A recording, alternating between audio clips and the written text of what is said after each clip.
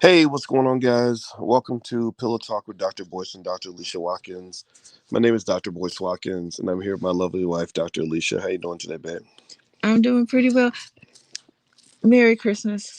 Yes, Oh Merry my gosh. Christmas. It's Christmas Day, boys. Merry Christmas. Merry Christmas. Merry Christmas to you. I think I To listened to every you. Christmas song in the world yesterday.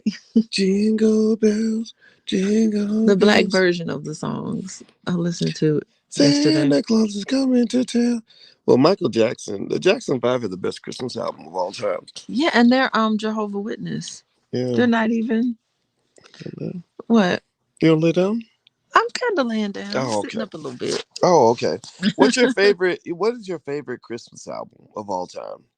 Are you What? asking me? Or are you asking? I'm asking you, and then I'm asking the audience. What is your favorite Okay, Christmas album? no, my favorite Christmas song, there's two, but number one is This Christmas by the Whispers. Oh, The okay. Whispers Okay. version Okay. Okay. is the best. And my second favorite has got to be Silent Night by The Temptations. Wait, is that the name of the song? Silent night, holy night, Those two are my favorite. shepherd's quake. Yeah, that was that bass. That bass is what did it. Mine is Michael. Mine's the Jackson 5. Okay. And then, yep, Ebony says, Steve, someday at Christmas. I love that. Yep. Yeah. Oh, the Stevie Wonder. Yeah. Someday at Christmas, Bum, bing, bum. boys Oh, it was a play with political song. guns like kids play with toys. Yep. It was And like then, an anti-war song. So I and love oh my that. God, when he sang One Little Christmas Tree, One little Christmas tree standing standing alone, alone. waiting for someone to come by. Oh, it was sad. Yeah, I felt so bad for that little Christmas tree. I was like, damn, somebody help that tree out. Oh, anyway, well, Merry Christmas, everybody. How you doing? And yeah, so it's funny. I accidentally, when I scheduled our podcast online, I scheduled it for 11:15 p.m. instead of a.m. Yeah, But you were discombobulated. You misspelled Megan's name. I did. I But totally her did. name is not, it's not intuitive. It's not. Meagan. Yeah, and I thought that good was spelled with an e at the end. Yeah, it usually And it's is. not. No, it's Meagan Good. So She Megan done is messed us good. up. Her name messed us up. Oh my gosh! So it has hey Nori and Detroit Man and Torloff and Teresa and Kaylin. Shout out what city you're coming from. Feel free to shout out what city you're coming from, and let us know what your favorite Christmas album is. And also give me a yes or no in the chat. How many of y'all have seen or paid any attention to the divorce, the interesting divorce between Meagan Good and Devon Franklin? Unfortunate divorce, by the way. It's kind of sad. I mean, to see the two of them not make it. It's been big news. Yeah, I saw them last night on the OWN channel. And what were they doing? Talking They about were doing, how to stay married. yeah, they were actually. They were on No, there. They were oh, talking about why would Oprah run that episode? If they should have, why would she run they it? should have took it down. They shouldn't have ran. I mean, that's a little Let embarrassing me for tell them. you, they look so beautiful. And they are beautiful. She had this really nice green dress on, and he had like a black suit with the same green that she Mm. had, and they were talking about love at Christmas, and they look so good together. You almost want to do an intervention, see if they can work it out. Well, I mean, but you're a licensed therapist and you work with a lot of couples I and do. and you really did a good job of schooling me on the difference between a licensed therapist and just anybody who's just talking on the internet, like all the exams you had to take and all the studying you had to do and everything else. And I would wonder, it seemed to me, again, I'm not licensed in therapy, but it would seem to me that before you even would want to try to keep them together, it seems like you'd want to find out why the marriage wasn't working in the first place. We don't really know because they haven't really said anything, have they? But we could speculate. Yeah, well, we could, but I don't, We I can don't. do some Well, speculation. let me just say this. You don't like speculating? I think some modest degrees of speculation is okay, but I don't want to get into being gossipy about them, Will it in come a off as derogatory way. will it come off as gossip? Well, I think that you can speculate, and I think generalizing in terms of talking about the bigger concept is more interesting as far as like I don't want them to feel bad. Like I don't want it to sound feel like I'm bashing them or making fun of them or attacking them. Well, we don't know. That's the thing. So they just said, I'm thankful for the gift of us being together, and I can't remember what the statement said, but I mean, all we can do is speculate on their life Yeah, and well, use that as an example of lessons going forward. So are you well, worried that people are going to be like, stop gossiping about Megan yeah. I and think. Well, Franklin? one of the things I Is that think. what you Well, think well, is going to happen? here's what I think. I think that Are we you should. worried about those comments? No, I no, no. don't No, no, care. no. It's not about the comments. Okay. It's about who we are. It's about choosing not to be gossipy and instead saying, okay, what are some higher level concepts? Like, our platform's for intelligent black people, right? And intelligent people don't just talk about with somebody else's life. It's like talking about your life, right? And I think that with Meagan Good and Devon Franklin, there were a lot of inspirational things about their marriage, but then there were a lot of things where smart people looked at that 10 years ago and said, I wonder how this is going to work. You know, especially when you talk about, things like, because remember, first of all, people should know that when a couple is public, it's not by accident. Like, usually someone has um, chosen to make the relationship public. Like, we chose to make our relationship public. I mean, let's keep it 100. When we put up little pictures like this and whatever, like, that's our decision to say, okay, we're willing to let people into our lives, because and we did it because we believe in black love. We Mm-hmm. believe that I believe that black men should be really reminded of the significance and importance of black women, how great it is to head a family. You are supporting black men by us, and it's hard. It's risky. It's tough because every relationship, I don't care who you are, you're gonna have challenges. You're gonna so when you're out there like that, you're like, man, what if this doesn't work out? What if this goes wrong? So part of my heart really goes out to these two because I think it was courageous for them to just even let the world know what was going on in their personal life. You know? All right. I think I've been going through social media not very much recently, and I see a lot of people post pictures of themselves and their significant other and the people in their lives. I mean, so everybody does it. People, when you make the commitment, everybody puts pictures. All my friends who are married, they put pictures of their husband up. Not And not so it's not everybody. something. Not Do you everybody, ever but do you ever wonder about those women that will have kids and they'll put pictures of the kids and with themselves with the kids with no pictures of the husband? I know women like that, married women. I'd be like, yeah, where is your husband at? yeah. That's a So that's a little weird to So me. there we go. We're speculating that if you don't put any pictures of your spouse up, it's like, why are you not posting your spouse? Yeah. And if you do, it's like, okay, so you're posting your spouse, you're putting them out, you're putting yourself out there. So it's just something that people do normally. And so I see us as such a normal couple. Well, you know what's funny is Uh-huh. like this picture that you and I took, like this is a picture. I believe that when somebody posts themselves with another person, I don't know, maybe everybody doesn't think this way, but I think this way because I know that I have, like hundreds of thousands of followers. So every single thing you put out there, It gets scrutinized. you got to think about it. You just have to Uh-huh. be thoughtful about it. So a picture like this, if I put a picture like this up, I want everybody to just know what it is, right? We did have a photographer. We ain't gonna throw no bullshit out there. And also, this is a picture I put out there with you and I because you're my wife, Mm-hmm. right? Notice if you go through the internet, you can search all through the whole internet everywhere, and you will never find a picture like that with me and my ex girlfriend or any woman I ever dated in the last, decade or more, ever. And it's not because I thought that they were bad people. It's just that only one person is the chosen one. Right? So you're the chosen one, babe. Well, you know what? I usually don't put pictures up like that, and I Yeah, you put did. pictures. I'm gonna put some pictures up of you today. You How sure about did. that? Well, you look cute in your red I'm pajamas. I'm gonna blast you out today, You should. boys. Well, we had that corny, funny picture of us wearing matching. I promise y'all, we're gonna get to Megan Good and I Devon do want Franklin to in a get minute. to Megan Like, can Good. I show them the picture of us wearing the? I was so proud of the little gift I got where we got Oh yeah, the matching.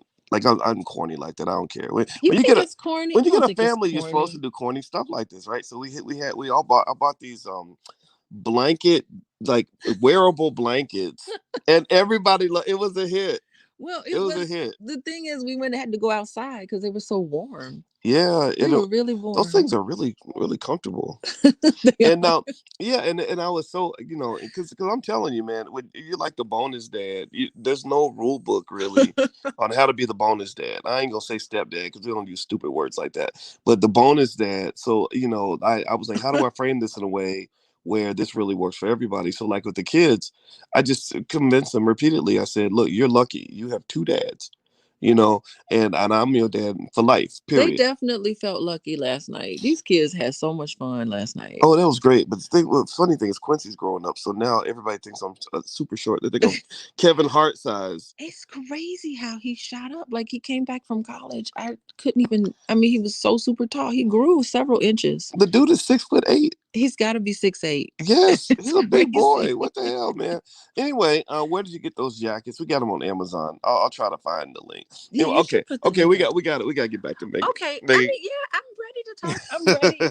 Okay. So y'all can beat up on me and not beat up on boys, but I'm ready to speculate. Yeah, I'm ready to do some let's talk. Let's speculation. speculate. If we're gonna speculate, let's do it in a way where it's not so much just about them.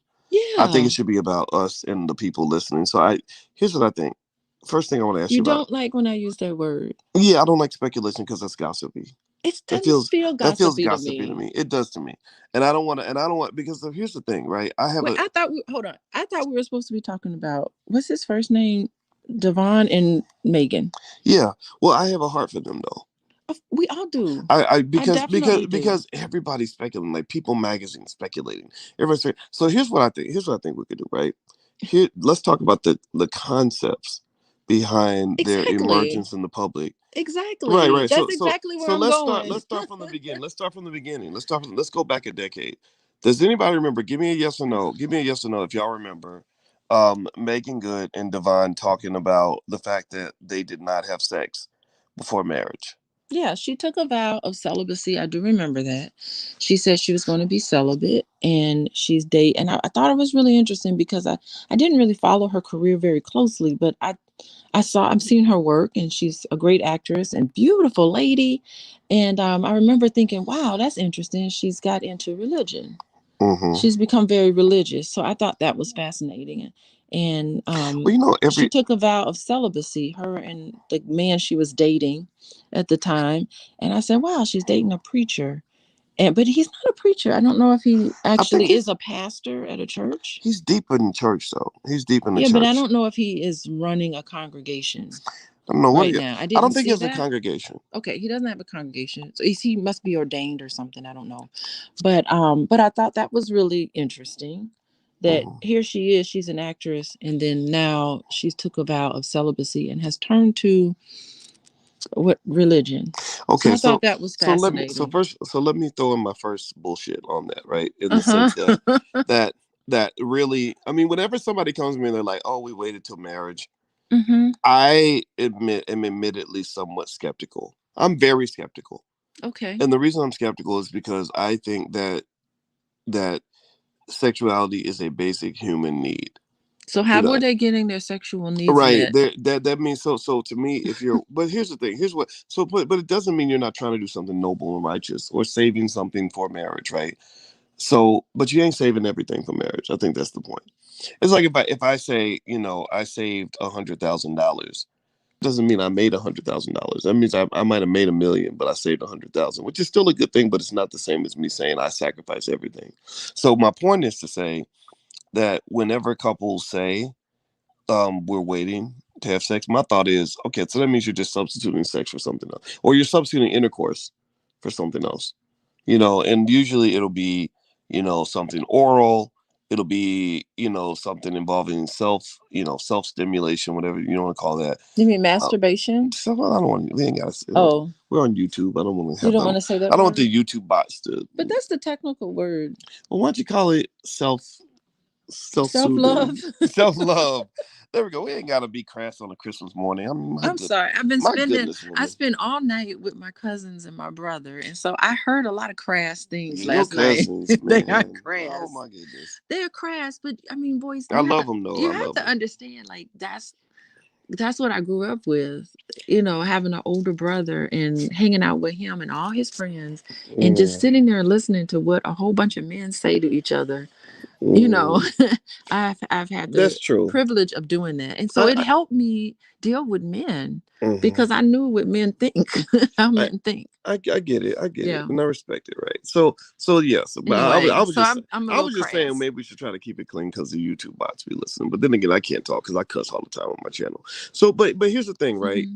When you say you're waiting, the other thought that comes to mind also is I wonder how that works because I knew a lady one time who had a long distance relationship, and she was I think she was Seventh Day Adventist, like Devon. Devon is actually Seventh Day Adventist, which yeah, right there, First, that's a okay, whole nother set of I issues we know can a lot discuss. of people who are 7 day Adventists, and it's interesting because, like, how can I don't know. I respect them. They're wonderful individuals. Actually, they really are.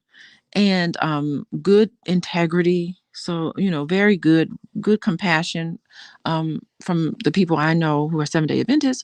But one thing I just couldn't get around was you can't do anything on a Friday night and all day Saturday. Right, That was the part that was just like, good grief, that's the fun part of the week. And right. I just couldn't even understand. Like, I gotta say goodbye to you. I can't do anything with you Friday night and all day Saturday. That's true. Well, It's like, let me finish telling my anyway, I story. couldn't get over that. But go ahead. Okay, so let me finish telling my story. All right, so there was a lady I knew who was a 7 Day Adventist, and actually this was when I was maybe 15 years ago, and I thought she was a pretty lady. I was actually trying to holler a little bit, but she told me she had a boyfriend, and her boyfriend lived in Seattle, and she said that they were waiting till marriage, and I was like, oh, okay, that's nice. I didn't believe, but I'm more of a Wait, was realist. he 7 day Adventist too? I don't know. But anyway, let me Okay. finish the story. So Hmm. she said they were waiting. And I was like, "Are you sure he's waiting? Are you sure you're both waiting?" And she said, "Yeah, he's waiting. He's waiting." And so she check this out. So she said so a couple months later she flew out to see him.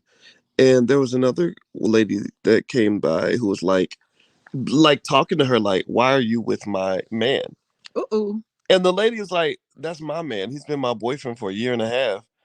And she said, "No, he's been my boyfriend for 3 years." And so basically, here's my point. I think this guy liked her, and he was willing to wait. But just because somebody's waiting with you doesn't always mean they're waiting with everybody. Like sometimes they're finding a substitute. Like if I'm waiting for one restaurant to open, that don't mean I don't go eat across the street. Mm-hmm. Mm-hmm. So it's kind of interesting. So I'm always curious when people sort of say it, especially if they say it in kind of an arrogant way, like we're waiting, we're not doing this, we're not doing that. I really believe 9 times out of 10, there's something else happening beneath the surface. Yeah, I study reasons why married people stay together. Mm-hmm. And waiting to have sex, waiting to be married to have sex is never one of the indicators I've come across. Mm. I've taken CEU trainings. So I wait, have I know you have, but studied this. but tell me, wait. So you said waiting is not a reason to get married? No, waiting, waiting to have sex until you're married was never one of the factors that I've seen come up to predict satisfaction in your marriage. Okay. So I it was just really interesting that they wrote a book about this, and Well, it was maybe it's really not the nice. satisfaction though. Maybe it's done just to because you just that's just what you believe. Okay, well, I don't know. I'm thinking that they wrote a book about this, and they're advocating waiting. I don't know what I didn't read the book. I don't know what the reason is, but as a couple therapist, I haven't come across any information that says waiting until you get married to have intercourse actually does anything in terms of impacting the quality of that marriage, whether that marriage lasts longer. I just haven't seen it. It hasn't come across. Hmm. That there are other factors that have, but that particular thing, I haven't seen that data. Yeah, I think waiting is I think it's fine if that's what someone wants to do. Hmm. But I think sometimes I saw this there was this really angry lady named Deborah or something who wrote this really great article called Does the Black Church Keep Women Single and Lonely? And in this article she basically said she felt and I didn't disagree with her, that sometimes the church will give you rules on how you're supposed to live your life. And similar to, they do, and, the Mormon and the Baptist churches, all a lot of them do this. It's almost like the rules are designed to keep the men in power over the women, to allow the women. So like, if I'm your pastor or your deacon or whatever, right, and we know about the freaky stuff that happens in church or whatever, and I'm telling all the women in the congregation, right? Because most of these, let's just be keeping 100, strong heterosexual black males are not as inclined to go to church. Like, I know I'm gonna be at home taking it. I'm gonna sleep in on Sunday. I'm gonna be watching NFL football all day. I'm not trying to go and sit there and listen to some dude preach to me and then give him all my money. That doesn't mean I'm making fun of people that do it, but it's like, if you go to church, you're typically outnumbered, and if you're a man, right, a straight man. So here's my point. So ultimately, what she believed is that when the deacon and the pastor are saying, you should not sleep with anybody till marriage, and also, or if you do date somebody, you should date somebody in the church. Then you find out in some cases that the pastor and the deacon is screwing all the women in the church. Mm-hmm. You kind of feel like it's a little bit of a hustle, that the women are, because I know women who followed those rules who ended up lonely, like, who never ever got to have kids. Like, Meagan Good ain't got no kids. Not to say that Meagan is the person who's victimized by this, because she was married to her Well, husband. I wonder about that. Let me jump in here because I do wonder about that. When you're married to a preacher, it's like you're the first lady. And so these expectations are put on Mm, you.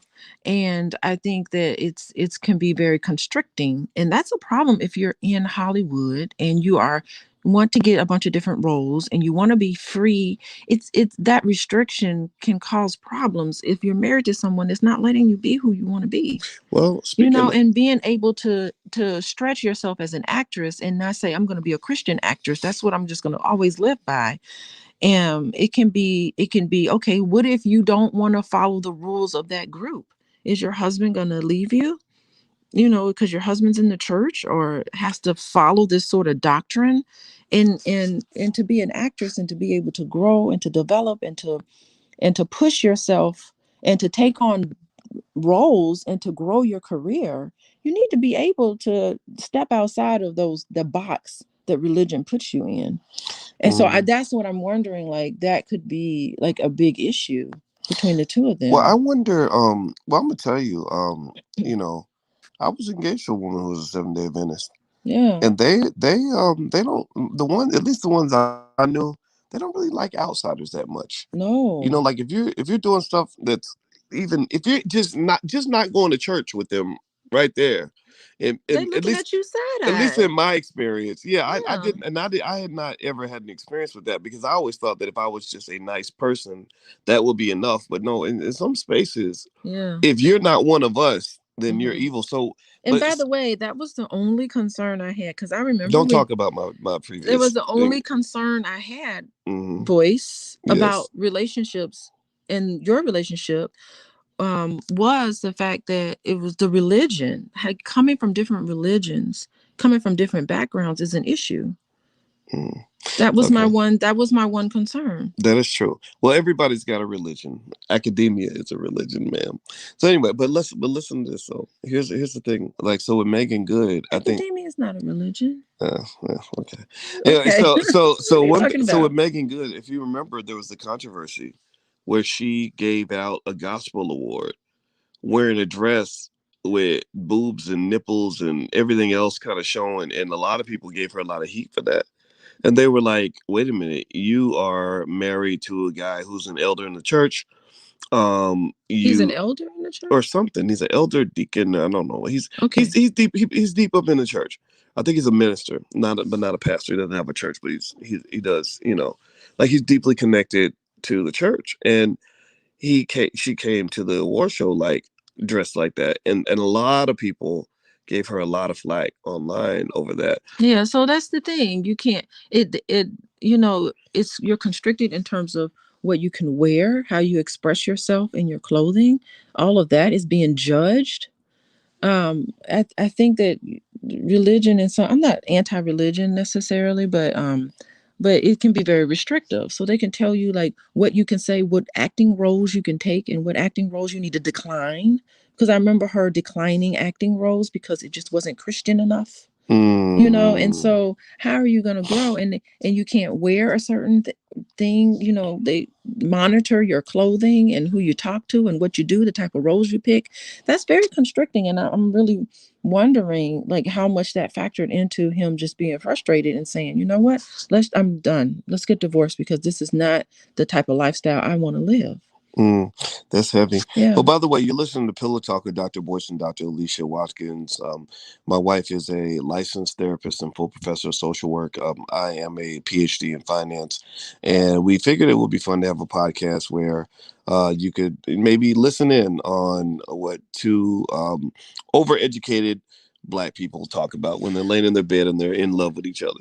Yeah, So, and but I got another comment to make on that. I'm like, I got well, let me give them stuff your to website. say. Well, let me give Okay, them your give me my website first. website. Her website, Dr. Alicia's website is it's coachingwithdralicia.com. So make sure you check that out. Or you can follow her on Instagram at coaching with Dr. Alicia. Now, what is your statement, babe? Yeah, I want to say something else. Just because you come from two different religions, that doesn't mean your marriage can't be successful.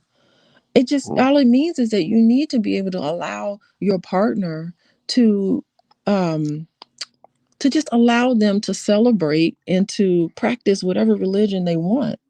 But that doesn't mean you can't force your religion on your partner. You can't say you must be Seventh-day Adventist or we can't be married. You must live by these restrictions and rules or we can't be married. That's not fair to do to someone else. I think the best couples now, definitely waiting to have sex before you get married is not a factor. But what is a factor for a successful marriage is allowing your partner to practice and to believe and to do and to be mm, who they are and not tell them you have to do this. Like both of you all need to sit down and decide what are the rules of our relationship. What is okay? So you go to church on Sunday. I go to church on Saturday. Let's allow each other to do that. How are we going to run this household? Making sure I'm holding it down while you're in service. You holding it down while I'm in service, and still love each other. That is possible. I think it is possible, but here's one of the things. I remember hearing a long time ago that you should never, two things you should never talk about at the dinner table are religion and politics.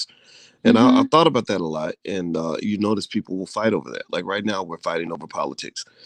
Did you get the jab? If you didn't get the jab, then you shouldn't even come to my house. And, or you voted, how could you vote for Trump? And, stuff like that. Like families are divided over politics.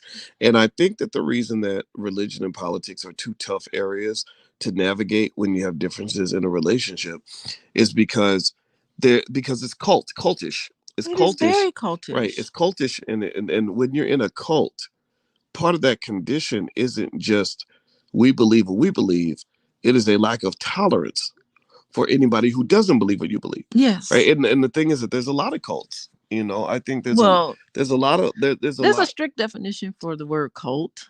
right? Cult means like you're in this I group know. and you can't get I out. know. I But know. I yes, I know. get I what know, you. Professor. We will let you Sorry. we will let you lecture on cults in a minute.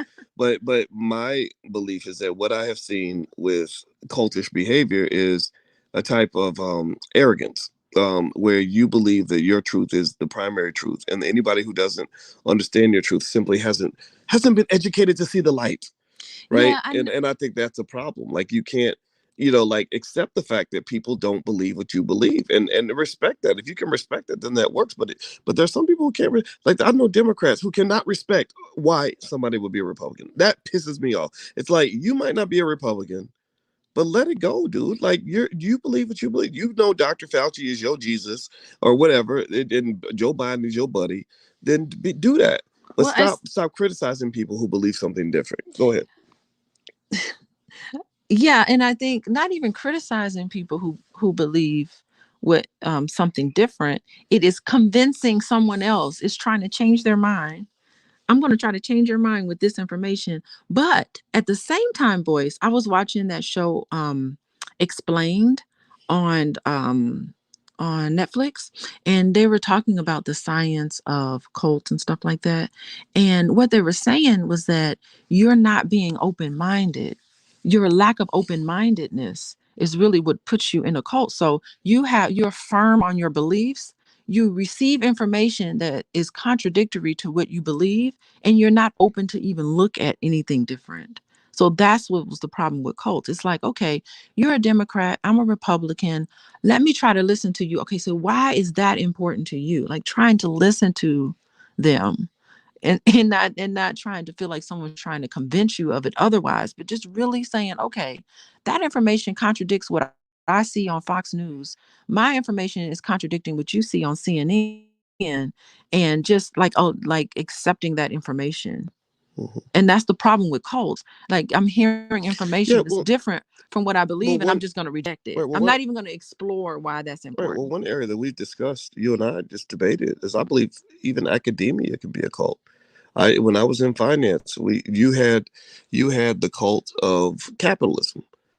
When I was in the field of finance, the University of Chicago was like the Vatican. And the reason, a lot of people don't even know this, but a lot of the reasons we've had major economic crashes in the last 15 years is because there were very bad financial models coming out of the University of Chicago Hmm. that no one in academia would question. I knew really smart people where we would secretly say, this doesn't even make any sense. This shouldn't be. Well, that's not scholarly. If It's nothing is questioned, everything well, should be that's the questioned. problem though. The problem was that if you questioned it, you would be penalized. So ultimately, what I would say though, Oh, that's overall awful. is generally speaking, I think a good rule of thumb is to have the ability to try to empathize and really understand other perspectives, Yes. even if you think it's crazy, even if you think you've got all the data and you've got all the science. Because right now, look at what they're doing right now with this whole conversation about the jab. Follow the science, follow the science. And then when a scientist steps up and says, well, here's some other science, they say, oh, that's not good science. Yeah, we know that's really awful. So I think, like, with relationships, let's not be like that. Let's not be so polarized in our position that we can't allow our partner, and we can't listen to our partner, allow our partner to be who they are. And that's the problem in relationships. I Let's agree. bringing it back So to this. so let And so mhm. so with Megan Good, let me speak on that. You talked about her taking different roles and the limitations and things that Also, mhm. I was gonna Okay, bring go ahead. Go the ahead. Sorry thing about that. things that might have straws that might have broke the camel's back. I saw some people mentioning this show Harlem, and there was this scene in the show Harlem everybody's been talking about where somehow they're inexplicably she's about to have sex with some dude and his legs are up in the air. Hmm. Now, can anybody in the That chat is really help me understand? what man does that? That's when everybody came to me and said, "Oh, this ain't really That's a black show. strange. No. This is just a gay show with black people in it." You know what it is? I haven't seen Harlem, but I'm just from that picture, that's very that's very, what is the word? Emasculating? That's Ema- crazy. That's he that doesn't look, that looks like a woman. Like, he's in the position of a woman on the bed, and she is in a position of a man. right. That's really a bizarre image. It's very and that's so here, so put yourself in Devon Franklin's shoes, right? You know, you're the minister and your wife is in a scene like this. Very effeminate. She's in a masculine and he's in a very feminine role picture. That's just a crazy weird sex scene. I mean, that's something that's beyond having to sit there and watch your wife kissing men on screen and getting in bed with men. I mean, this was flat out crazy. A lot of black people were like, "I'm not watching this show." Yeah. There's That, been some troubling things with a lot of shows like, with black people in them. what is happening here? Hmm. Like, I was gonna check it out, and then I was like, We should check it out, boys, just for data. "You watch it and We you have to tell me what you." remove we have to remove our emotion from it and just Mm, watch it, no. just as scientists, No, boys. I'll pass. That's some other You're stuff. gonna pass on That it. they got a new Avengers movie coming out. Oh no, not another I'll one. go watch the Black Panther 3 or 2 or I don't know which number they're on. But nah, but let me get this off the screen because I feel like that's just going to traumatize some people. But yeah, well, you know what? I'll say this. I'll let you kind of have the last word for sure. But I wish them the best. You know, I feel like they tried. They did 9 years. 9 years, that's a long time. They've probably overcome quite a bit. They've had a lot of trauma during that time. A lot of people, most of these marriages today ain't lasting 9 years. Most of these marriages ain't lasting at all. You know, so I think to some extent, as much as we might critique or anybody could critique, That's from the Oprah Winfrey special, the really, OWN okay, special. Hmm. okay. That's a As much as green. people might critique their breakup or and say what they're gonna say, I personally applaud them for at least trying. You know, Hmm. I think the fact that they tried, even if you fail, I think it makes you stronger. What are your thoughts? Okay, so I'm thinking, like, I'm thinking, she's a busy actress. I also wonder if like they spent a lot of physical time apart. So if she's doing roles and he's doing his Mm, thing, I wonder if all the travel, because mm, when you're traveling, it's really hard to stay connected to your partner. Well, it isn't hard. There's things you can do to stay connected so that it doesn't really make a difference if you're physically apart. You can be emotionally connected. But I just wonder if you're shooting a show and you have like a gig, an acting gig, and he's doing his own thing and you're doing your own thing. I'm just wondering, maybe they lost that connection from being physically apart working on roles, that's a because they possibility. met on a set. I think I looked in their bio. They actually met in a movie set. Jump in the broom. Jump in the broom. 2011. Yeah, so they met and they were able to come together, but that connection has to be cultivated and it has to be able to maintain.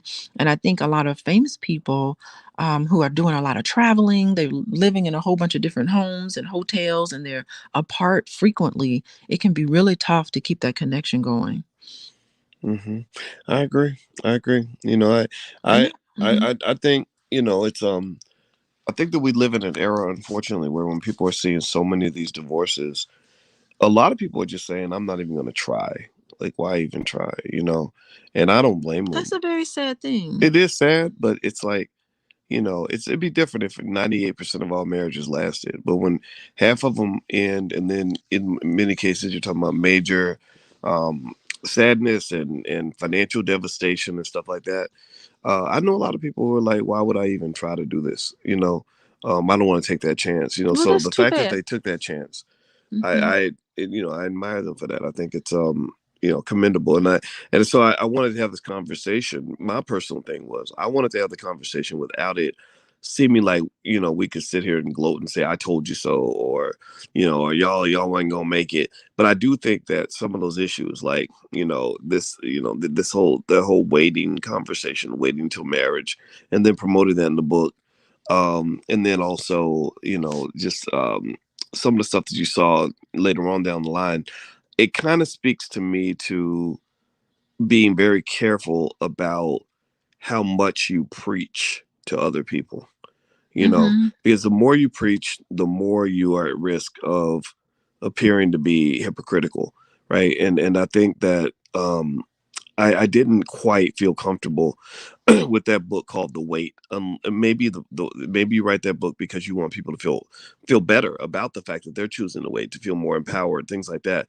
But I think that if you're telling people, hey, if you don't wait like we do, then something's wrong with you. I think that's a problem too. Hmm. Yeah, I mean, well, I think it's commendable. They were really into each other, and they really felt that waiting helped them in their marriage, and that they felt that it helped it grow stronger. And so, I mean, I like the fact that they kind of provided their own testimony, and I think what you alluded to in your story. You told a very interesting story about you think that person is waiting, but they may not be waiting. Yeah, They could break their promise of yeah. I waiting. don't believe. Yeah, I Um, don't believe some. so Well, the thing so is, you just don't you're not buying the whole thing. yeah, I think sometimes I think somebody can they can wait for you, but that doesn't mean they're gonna do something while they're waiting. Hmm. They're just Or well, I think what you also were alluding to was that even if you wait for actual intercourse, there's other things you can do with yeah, each other. right. That's true too. That's true too. I I think think that's about what you were alluding to. like I think about it reminds me of that Stanford marshmallow experiment where they were predicting that children who are more successful were the kids who they would give them a marshmallow, Hmm. and they said, look, you can eat one marshmallow now, or you can wait 15 minutes and get three marshmallows.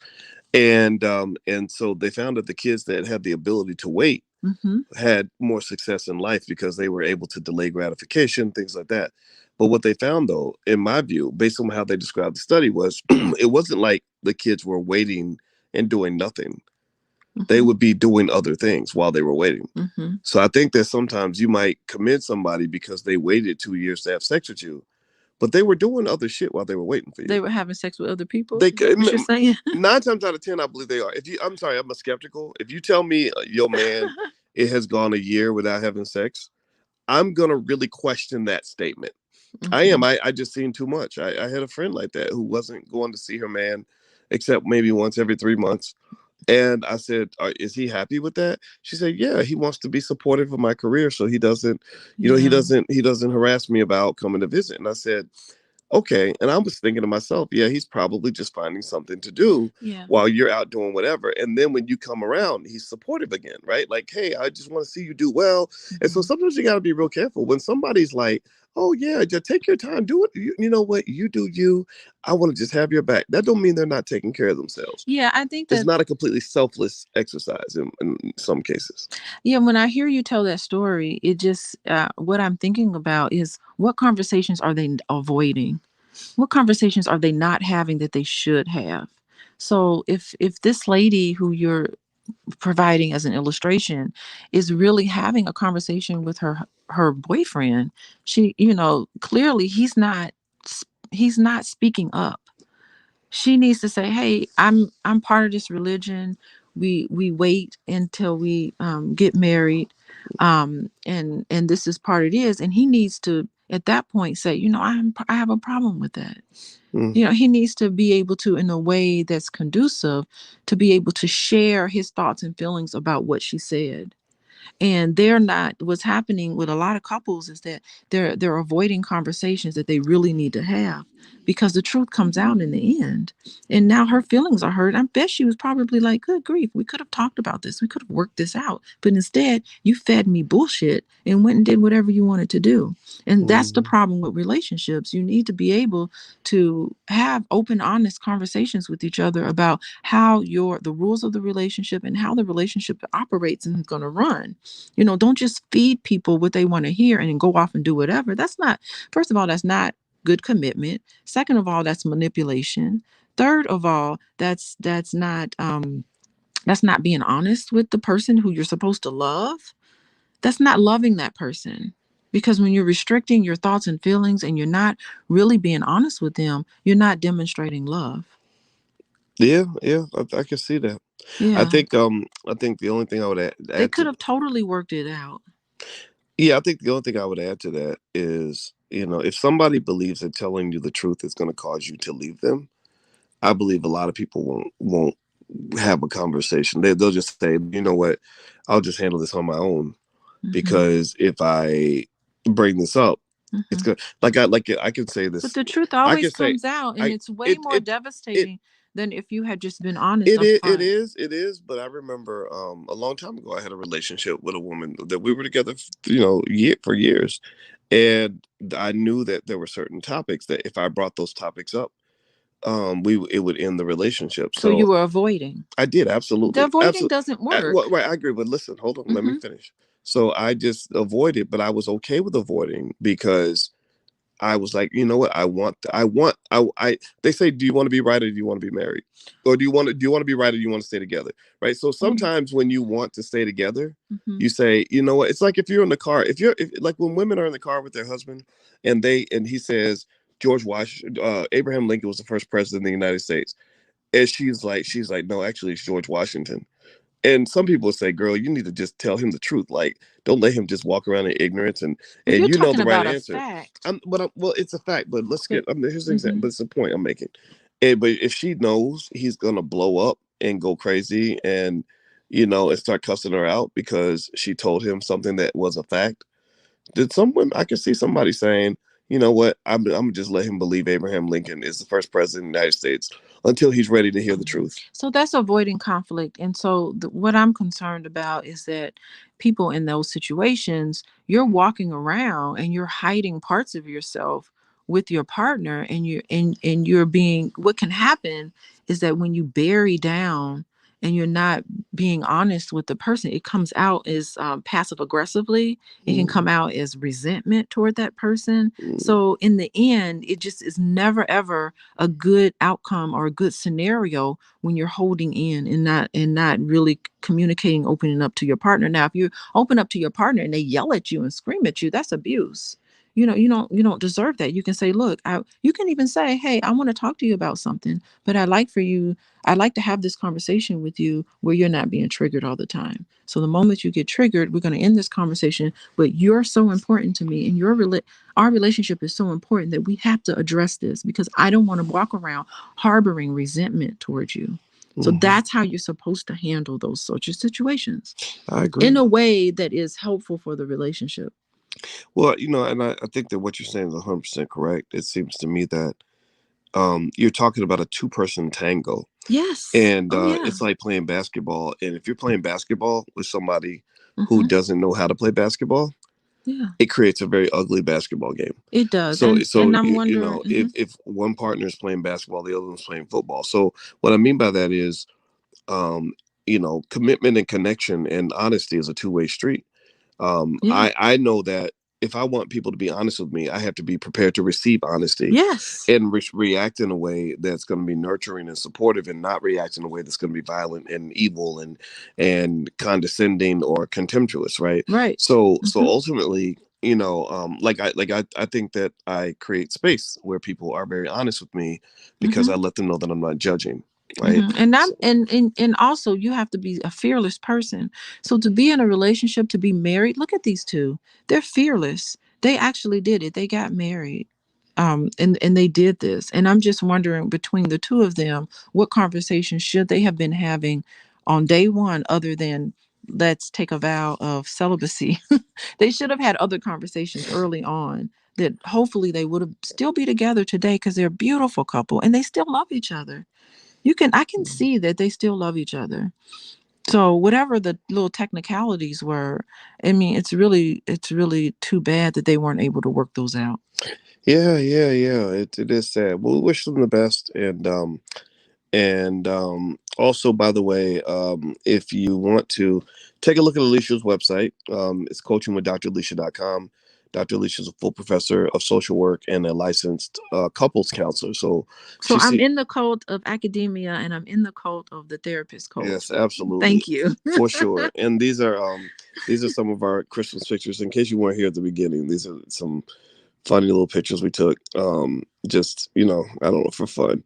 And that's Tater, Tater, our daughter. Taylor was so excited to be in the picture.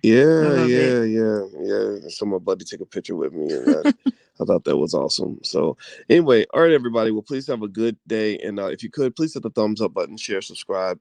Merry Christmas, happy holidays to everybody that is listening. Happy New Uh, Year to people. yes, happy Yeah, Happy New Year. We'll probably talk to you before New Year's as I well. hope so. Make sure you subscribe. Make sure you subscribe to the channel that you're on, and let's stay connected. So, and follow Alicia at Coaching with Dr. Alicia on Instagram.